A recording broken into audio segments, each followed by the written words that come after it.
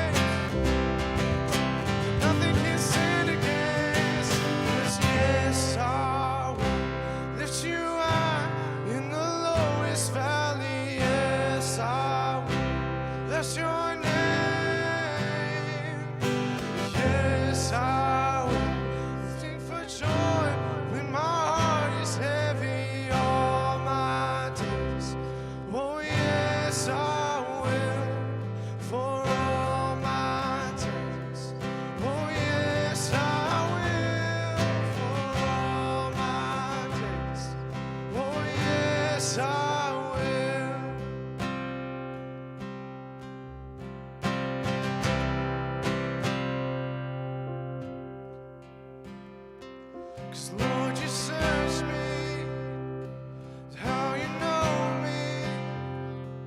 You perceive my every thought from afar. In all my wandering, still you love me. King of glory, you pursue my anxious heart.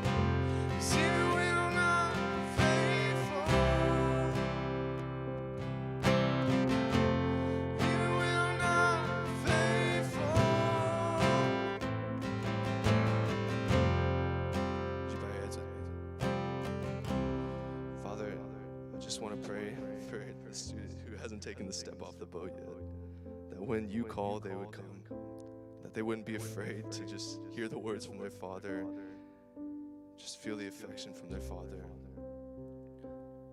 Lord, I want to pray for tonight, that you would just host the fellowship in the rooms, that you'd be present, that you just allow us to have companionship, have this time with you, with our fellow believers.